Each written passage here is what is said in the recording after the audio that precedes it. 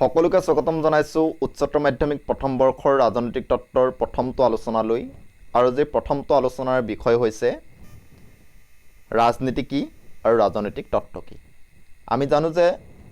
ৰাজনীতি বিজ্ঞানৰ প্ৰথম বৰ্ষৰ প্ৰথমটো অধ্যায়ত আমি ৰাজনীতি আৰু ৰাজনৈতিক তত্ত্বৰ সম্পৰ্কত এটা থুলমূল আলোচনা আগবঢ়াব লাগিব। আমি এতিয়া আহিছোঁ প্ৰথমটো আমাৰ যিটো আলোচনাৰ বিষয় আৰু সেয়া হৈছে ৰাজনীতি কি। আমি সৰুৰে পৰা ডাঙৰ হওঁতে বিভিন্ন চিনেমা যেতিয়া চাইছিলোঁ, বিভিন্ন মানুহৰ যেতিয়া কথা বতৰা শুনিছিলোঁ, তেতিয়া আমি এটা কথা বোধহয় মনত উপলব্ধি কৰিছিলোঁ যে ৰাজনীতি শব্দটো এটা অত্যন্ত বেয়া কথা। ধৰা হওক কোনোবাই কিবা এটা বেয়া কাম কৰিলে আৰু আমাৰ মানুহে সহজতে ক'ব খোজে যে তেওঁ ৰাজনীতি কৰিছে। ঠিক এইদৰে ৰাজনীতিক প্ৰতিবাৰেই বিভিন্ন বেয়া কামৰ সৈতে তুলনা কৰি অহা হৈছে আৰু এই যে তুলনা কৰাৰ যিটো কাৰবাৰটো, এই কাৰবাৰটোৱে জন্ম দিছে ৰাজনীতিৰ বিষয়ে এটা ঋণাত্মক ধাৰণা। কিন্তু সমাজ বিজ্ঞানৰ এজন ছাত্ৰ হিচাপে যদি আমি ৰাজনীতিক সংজ্ঞাবদ্ধ কৰিব লাগে, সমাজ বিজ্ঞানৰ এজন ছাত্ৰ হিচাপে যদি আমি ৰাজনীতিৰ বিষয়ে আলোচনা কৰিব লাগে, তেতিয়া আমি প্ৰচলিত এই যে ধ্যান ধাৰণা, এই ধ্যান ধাৰণাৰ ঊৰ্ধত গৈ ৰাজনীতিনো কি সেই বিষয়ে আমি আলোচনা কৰাটো খুবেই প্ৰয়োজন হৈ পৰিছে। এইকণতে প্ৰশ্ন আহিব পাৰে যে ৰাজনীতি বুলি ক'লে কেৱল আমি মন্ত্ৰী, MLA, MP অৰ্থাৎ চৰকাৰখনকে বুজিম নেকি, চৰকাৰখনৰ কাম কাজবোৰকে বুজিম নেকি, সেয়াও এটা প্ৰশ্ন হ'ব পাৰে। আৰু এই গোটেইসমূহ প্ৰশ্নক আলোচনা কৰাটো হৈছে আমাৰ আজিৰ আলোচনাটোৰ মুখ্য বিষয়। এতিয়া কথাটো হৈছে যে ৰাজনীতিক দুটা ধৰণে বিশ্লেষণ কৰিব পাৰি। প্ৰথমটো ধৰণ হৈছে ক্ষুদ্ৰ আৰু দ্বিতীয়টো হৈছে বৃহৎ পৰিসৰৰ পৰা। ক্ষুদ্ৰ পৰিসৰৰ পৰা ক'ব পাৰি যে ৰাজনীতি হৈছে চৰকাৰ আৰু চৰকাৰৰ কাৰ্যকলাপ আৰু ই জনসাধাৰণৰ সৈতে কিদৰে জড়িত হৈ পৰে তাৰ আলোচনা। অৰ্থাৎ এখন চৰকাৰৰ কাৰ্যকলাপক আমি ৰাজনীতি বুলি ক'ব পাৰোঁ। চৰকাৰৰ কাৰ্যকলাপে সমাজত কিদৰে প্ৰভাৱ পেলাব পাৰে সেয়াক আমি ৰাজনীতি বুলি ক'ব পাৰোঁ। আৰু মূলতে ৰাজনীতি হৈছে চৰকাৰৰ লগত জড়িত, এই যিটো ধাৰণাটো অনুসৰি। কিন্তু ৰাজনীতিৰ নামৰ ধাৰণাটোক আমি আৰু এটা ধৰণেৰে আৰু এটা পৰিসৰৰ পৰা অৰ্থাৎ বৃহৎ পৰিসৰৰ পৰা আমি আলোচনা কৰিব পাৰোঁ। সেয়া হৈছে সিদ্ধান্ত নিৰ্ণয় কৰোঁতে সমাজৰ বিভিন্ন স্তৰসমূহ কিদৰে জড়িত হৈ পৰে আৰু প্ৰতিটো স্তৰে কিদৰে সিদ্ধান্ত নিৰ্ণয় প্ৰক্ৰিয়াত অংশগ্ৰহণ কৰে তাৰ আলোচনাই হৈছে ৰাজনীতি। এইকণত আমি মন কৰাটো প্ৰয়োজন যে যিকোনো এখন সমাজৰ বিভিন্ন স্তৰ থাকে আৰু সেই প্ৰতিটো স্তৰেই সমাজখনৰ যি ৰাজহুৱা সিদ্ধান্ত নিৰ্ণয় প্ৰক্ৰিয়াত অংশগ্ৰহণ কৰে, যাক আমি কওঁ ডিচিশ্যন মেকিং প্ৰচেছ। এটা উদাহৰণ লৈছোঁ। ধৰা হওক এখন সমাজখনৰ নাম হৈছে ক নামৰ সমাজখনত বিভিন্ন স্তৰৰ ব্যক্তি আছে। ধৰা হওক ধনী, দুখীয়া, মধ্যবিত্ত, অৰ্থনৈতিক দিশৰ পৰা। বৃত্তিগত দিশৰ পৰা আমি যদি কওঁ শিক্ষক আছে, ছাত্ৰ আছে, চিকিৎসক আছে, ইত্যাদি ধৰণৰ বিভিন্ন ধৰণৰ খেলুৱৈ আছে, ইত্যাদি ধৰণৰ স্তৰসমূহ আছে। এতিয়া ধৰা হওক সমাজখনত এটা সিদ্ধান্ত গ্ৰহণ কৰা হ'ল যে আজিৰ পৰা এই সমাজখনৰ প্ৰত্যেকজন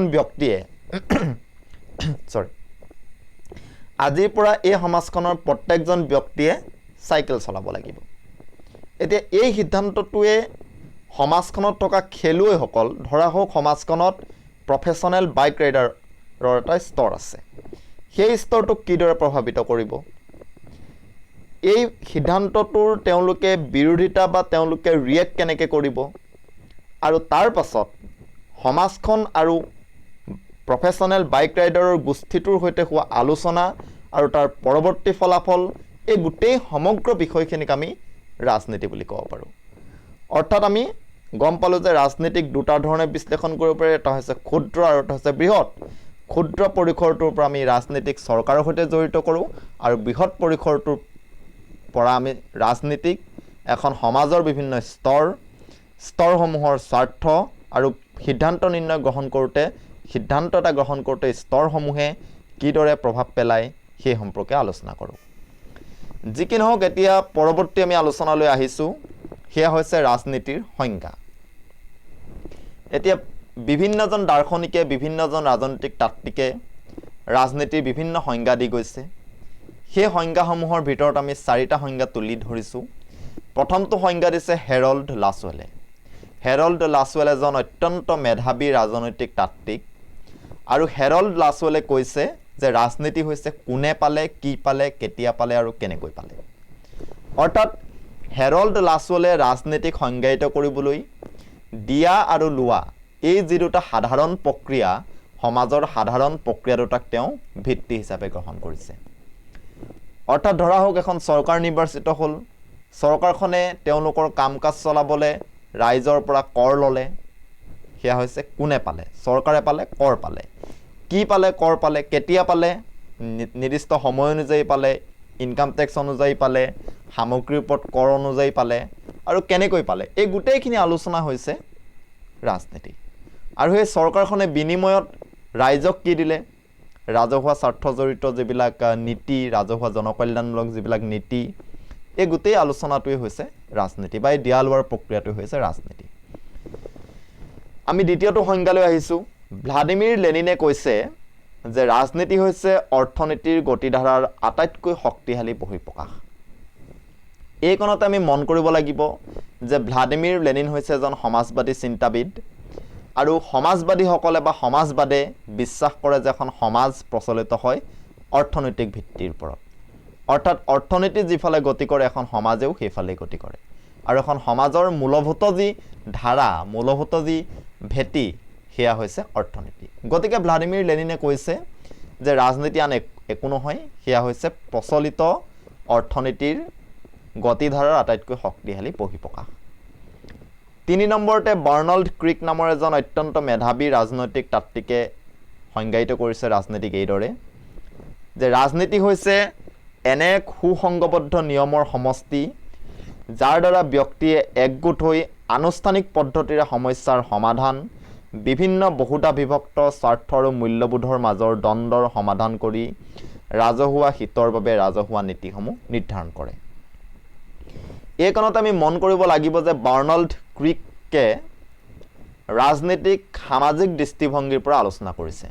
অৰ্থাৎ তেওঁ ৰাজনীতিক আলোচনা কৰিবলৈ তেওঁ ব্যক্তিক এটা গোট হিচাপে গ্ৰহণ কৰা নাই, তেওঁ সমাজক এটা গোট হিচাপে গ্ৰহণ কৰিছে। আৰু তেওঁ সামাজিক দৃষ্টিভংগীৰ পৰা তেওঁ কৈছে, প্ৰথম কথা, ৰাজনীতি এটা সুসংগবদ্ধ নিয়মৰ সমষ্টি। অৰ্থাৎ ৰাজনীতি হৈছে এটা ৱেল ডিফাইণ্ড নিয়মৰ সমষ্টি য'ত প্ৰতিটো নিয়ম অত্যন্ত স্পষ্ট। 2 নম্বৰ কথা, যাৰ দ্বাৰা ব্যক্তিয়ে একগোট হৈ আনুষ্ঠানিক পদ্ধতিৰে সমস্যাৰ সমাধান কৰে। অৰ্থাৎ তেওঁ এটা কথা স্পষ্ট কৰি দিছে যে ব্যক্তি কেতিয়াও এটা স্বতন্ত্ৰ গোট হ'ব নোৱাৰে, সমাজখনে এটা গোট আৰু ব্যক্তি এই গোটৰ এটা এটা অংশহে। অৰ্থাৎ এককভাৱে ব্যক্তিৰ কোনো মূল্য নাই। এইটো আমি বাৰ্নাল্ড ক্ৰিকৰ সংজ্ঞাৰ পৰা অনুধাৱন কৰিব পাৰোঁ। আৰু তেওঁ কৈছে যে এখন সমাজৰ বিভিন্ন সমস্যা থাকে আৰু সেই সমস্যাৰ সমাধানসমূহ কেনেকৈ কৰে, যে ব্যক্তিসকলে একগোট হৈ আনুষ্ঠানিক পদ্ধতিৰে। আৰু 3 নম্বৰতে তেওঁ ক'লে, তৃতীয়তে তেওঁ ক'লে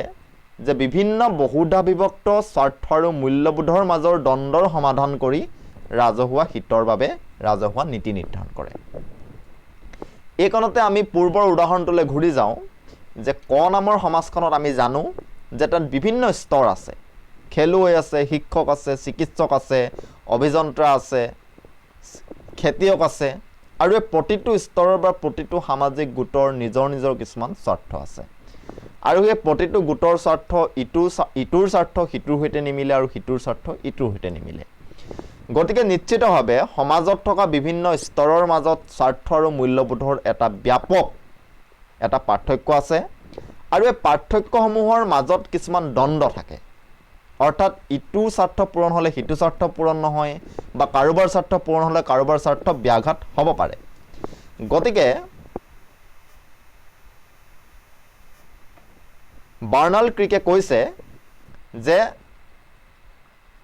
এই বহুধা বিভক্ত যি স্বাৰ্থ আৰু মূল্যবোধৰ মাজত আমি এটা মিডল ৱে লৈ ৰাজহুৱা হিতৰ কাৰণে ৰাজহুৱা স্বাৰ্থ গ্ৰহণ কৰিব লাগিব। ৰাজহুৱা নীতি প্ৰস্তুত কৰিব লাগিব আৰু এই গোটেই প্ৰক্ৰিয়াটোক তেওঁ ৰাজনীতি বুলি কৈছে এইবাৰ আমি আহিছোঁ চতুৰ্থটো সংজ্ঞালৈ চতুৰ্থটো সংজ্ঞা প্ৰদান কৰিছে এড্ৰুইন লেফটুইছে লেফটুইছে কৈছে যে ৰাজনীতিৰ ধাৰণাটো এখন সমাজৰ আভ্যন্তৰীণ আৰু বাহ্যিক সকলো আলোচনা আৰু সংঘাতক সামৰি লয় যাৰ দ্বাৰা ব্যক্তিয়ে কিদৰে মানৱ সম্পদ প্ৰাকৃতিক সম্পদ আৰু অন্যান্য সম্পদৰাজি ব্যৱহাৰ কৰি তেওঁলোকৰ সামাজিক আৰু জৈৱিক জীৱনৰ উৎপাদন আৰু পুনৰুৎপাদনৰ সম্পৰ্কসমূহ নিৰ্ণয় কৰে এড্ৰুইন লেফটুইচ আৰু বাৰ্নাল্ড ক্ৰিকৰ যি দুটা সংজ্ঞা সেই সংজ্ঞা দুটাৰ মাজত এটা সামঞ্জস্য আছে আৰু সেই সামঞ্জস্যটো হৈছে যে দুয়োৱে ৰাজনীতিক সামাজিক দৃষ্টিভংগীৰ পৰা আলোচনা কৰিছে অৰ্থাৎ তেওঁলোকে ৰাজনীতিক সংজ্ঞাবদ্ধ কৰিবলৈ যাওঁতে সমাজৰ সহায় লৈছে সমাজক পটভূমি হিচাপে লৈ তেওঁলোকে ৰাজনীতিৰ সংজ্ঞাবদ্ধ কৰিছে কিন্তু তথাপিও দুইজনৰ মাজত এটা মৌলিক পাৰ্থক্য আছে আৰু সেয়া হৈছে যে বাৰ্নাল্ড ক্ৰিকে ব্যক্তিক এটা গোট হিচাপে এটা স্বতন্ত্ৰ গোট হিচাপে গ্ৰহণ কৰা নাছিলে কিন্তু এড্ৰুইন লেফটুইছে ব্যক্তিক এটা স্বতন্ত্ৰ গোট হিচাপে গ্ৰহণ কৰিছে এতিয়া এড্ৰুইন লেফটুইছেনো কি ক'লে প্ৰথম কথাটো তেওঁ ক'লে যে এখন সমাজৰ আভ্যন্তৰীণ আৰু বাহ্যিক সকলো আলোচনা আৰু সংঘাতক সামৰি লৈ ৰাজনীতিয়ে অৰ্থাৎ এখন সমাজৰ বাহ্যিক আৰু আভ্যন্তৰীণভাৱে সংঘাত থাকিব পাৰে আৰু আলোচনা হ'ব পাৰে ধৰা হওক ক আৰু খ নামৰ এখন সমাজ কৰ সৈতে খৰ সংঘাত থাকিব পাৰে সংঘাতৰ আলোচনা থাকিব পাৰে এই গোটেই প্ৰক্ৰিয়াটো ৰাজনীতি আনহাতে ক নামৰ সমাজখনৰ ভিতৰত অৰ্থাৎ আভ্যন্তৰত কিছুমান সংঘাত থাকিব পাৰে আৰু সেই সংঘাতসমূহৰো আলোচনা হ'ব পাৰে এইটো ৰাজনীতি তাৰ পাছত তেওঁ ক'লে যে ব্যক্তিয়ে কিদৰে মানৱ সম্পদ প্ৰাকৃতিক সম্পদ আৰু অন্যান্য সম্পদৰাজি ব্যৱহাৰ কৰে সেইটো ৰাজনীতি কিন্তু তেওঁলোকে কিয় ব্যৱহাৰ কৰে তেওঁলোকৰ যি জৈৱিক জীৱন অৰ্থাৎ তেওঁলোকৰ ব্যক্তিগত জীৱনৰ কথা কৈছে আৰু সামাজিক জীৱন এই দুইটা জীৱনত তেওঁলোকে এই সম্পদসমূহৰ কিদৰে উৎপাদন আৰু পুনৰুৎপাদনৰ সম্পৰ্কসমূহ নিৰ্ণয় কৰে সম্পদসমূহ ব্যৱহাৰ কৰি সেয়া হৈছে ৰাজনীতি গতিকে আমি পুনৰবাৰ কৈছোঁ যে হেৰল্ড লাছৱেলে এটা খুব সহজ সংজ্ঞা দিলে ৰাজনীতিক তেওঁ লোৱা আৰু দিয়াৰ যি সম্পৰ্ক সেই সম্পৰ্কৰ তেওঁ ব্যাখ্যা কৰি ক'লে যে ৰাজনীতি হৈছে কোনে পালে কি পালে কেতিয়া পালে আৰু কেনেকৈ পালে ভ্লাডিমিৰ লেনিনে তেওঁৰ সমাজবাদী চিন্তাধাৰাৰে ক'লে যে ৰাজনীতি হৈছে অৰ্থনীতিৰ গতিধাৰাৰ আটাইতকৈ শক্তিশালী বহিঃপ্ৰকাশ আনহাতে বাৰ্নাল্ড ক্ৰিকে ক'লে যে ৰাজনীতি হৈছে এনে সুসংগবদ্ধ নিয়মৰ সমষ্টি যাৰ দ্বাৰা ব্যক্তিয়ে একগোট হৈ আনুষ্ঠানিক পদ্ধতিৰে সমস্যাৰ সমাধান বিভিন্ন বহুতাবিভক্ত স্বাৰ্থ আৰু মূল্যবোধৰ মাজৰ দ্বন্দ্বৰ সমাধান কৰি ৰাজহুৱা হিতৰ বাবে ৰাজহুৱা নীতিসমূহ নিৰ্ধাৰণ কৰে আনহাতে এড্ৰুইন লেফটুইছে ক'লে যে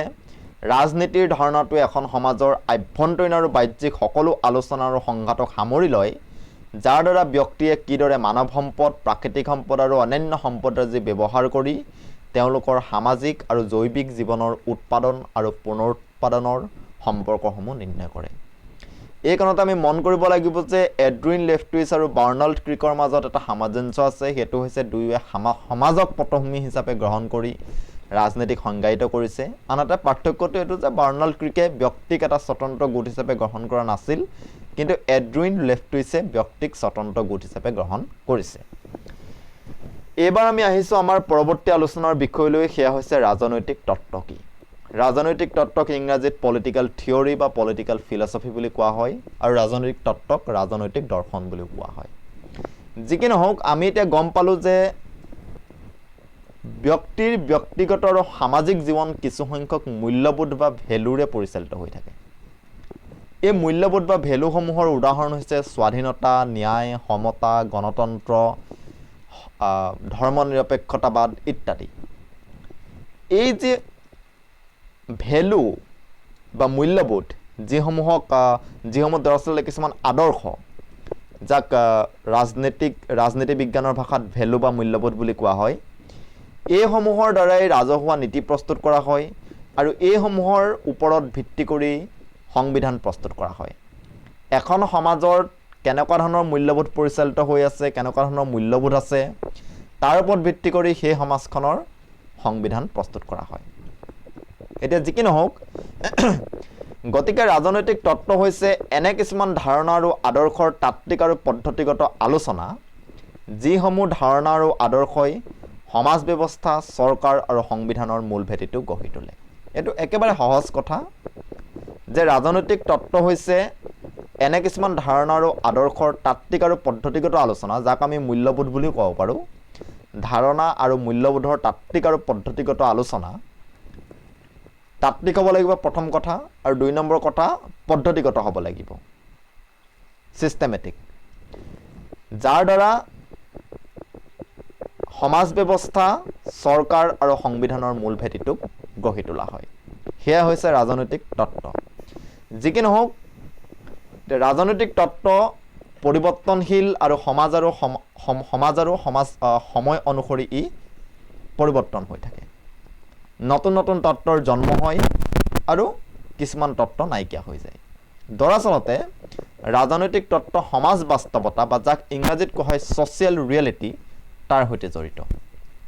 এতিয়া আমি এটা উদাহৰণ দিব খুজিছোঁ আমি যদি পৰৱৰ্তী সময়ত ৰাজনীতি বিজ্ঞানক সন্মান বিষয় হিচাপে লৈ অধ্যয়ন কৰোঁ তেতিয়া আমি গম পাম যে এৰিষ্টটল নামৰ ৰাজনৈতিক দাৰ্শনিকজনে কৈছিল যে গণতন্ত্ৰ হৈছে আটাইতকৈ বেয়া শাসন ব্যৱস্থা কাৰণ গণতন্ত্ৰত মূৰ্খৰ চৰকাৰো গঠন হ'ব পাৰে আৰু তেওঁ কৈছিল যে অভিজাততন্ত্ৰ হৈছে আটাইতকৈ ভাল শাসন ব্যৱস্থা বা তেওঁ কৈছিল যে ৰাজতন্ত্ৰ হৈছে আটাইতকৈ ভাল শাসন ব্যৱস্থা এতিয়া কথাটো হৈছে সেই সময়ছোৱাত সেই সমাজৰ ওপৰত ভিত্তি কৰি সেই সময়ৰ ওপৰত ভিত্তি কৰি মহান দাৰ্শনিক এৰিষ্টটলে ক'লে গণতন্ত্ৰ বেয়া কিন্তু ইতিহাসৰ যদি আমি পৃষ্ঠা লুটিয়াই চাওঁ তেতিয়া দেখা পাম যে ফৰাচী বিপ্লৱৰ পাছত সমগ্ৰ বিশ্বই বুজি পালে যে গণতন্ত্ৰৰ ধাৰণাটো কিমান শক্তিশালী সকলো মানুহৰ অধিকাৰ সকলো মানুহৰ মতামত ইত্যাদিসমূহ সন্মান কৰিবলৈ অধিকাৰসমূহক ৰক্ষা কৰিবলৈ যে গণতন্ত্ৰৰ বিকল্প নাই সেই কথাষাৰ বিশ্বগোষ্ঠীয়ে গম পালে অৰ্থাৎ ৱৰ্ল্ড কমিউনিটিয়ে গম পালে ফৰাচী বিপ্লৱৰ পাছত আৰু ফৰাচী বিপ্লৱৰ পাছত বৰ্তমান সময়ছোৱাত সমগ্ৰ পৃথিৱীৰ বেছি সংখ্যক দেশেই গণতন্ত্ৰক আদৰি ল'লে গণতন্ত্ৰ নামৰ যিটো মূল্যবোধ সেই মূল্যবোধটোক আদৰি ল'লে এতিয়া কথাটো হৈছে সেই প্ৰাচীন গ্ৰীক দাৰ্শনিক এৰিষ্টটলৰ সময়ৰ ৰাজনৈতিক তত্ত্ব আৰু বৰ্তমান সময়ৰ ২০২০ চনৰ ৰাজনৈতিক তত্ত্বৰ মাজত আকাশ পাতাল পাৰ্থক্য আছে গতিকে ইয়াৰ পৰা এষাৰ কথা স্পষ্ট হৈছে যে প্ৰথম কথা ৰাজনৈতিক তত্ত্ব সদায় পৰিৱৰ্তনশীল এই কেতিয়াও স্থিৰ হ'ব নোৱাৰে সমাজ কিদৰে সলনি হ'ব সময় কিদৰে সলনি হ'ব কিদৰে নতুন নতুন প্ৰযুক্তি আহিব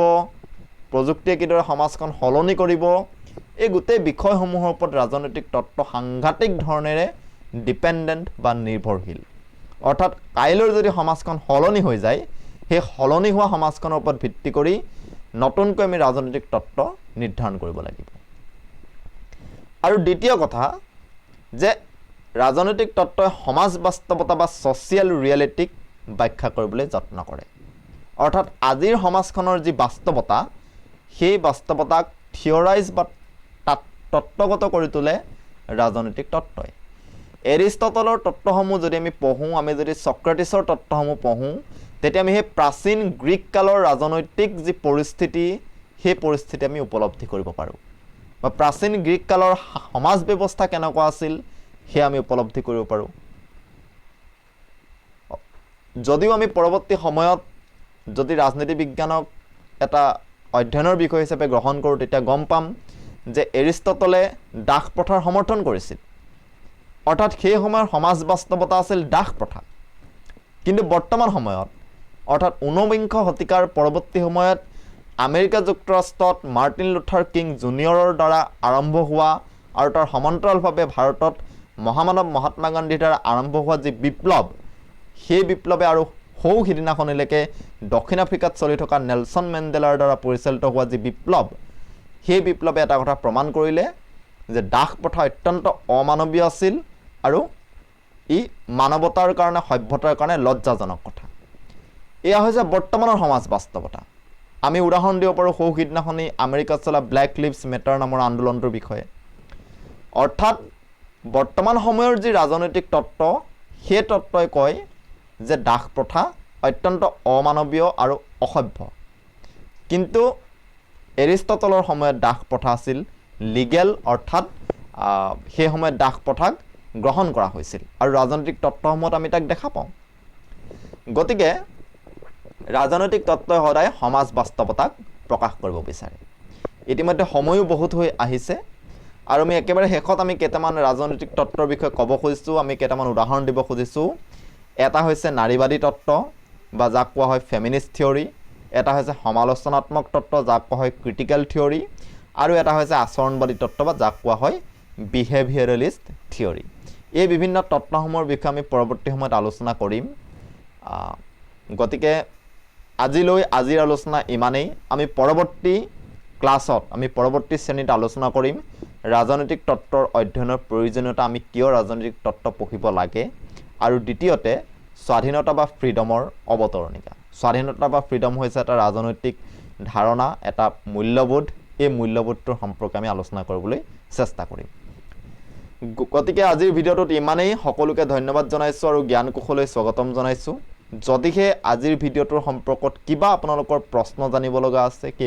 আপোনালোকে কমেণ্ট বক্সত সুধিব পাৰে, আৰু যদি কিবা ৰিকমেণ্ডেশ্যনৰ প্ৰয়োজন তেতিয়া আপোনালোকে নিশ্চিতভাৱে ক'ব পাৰে। ধন্যবাদ। আপোনালোকে ইমান সময় চাই আছিল জ্ঞান কোষ।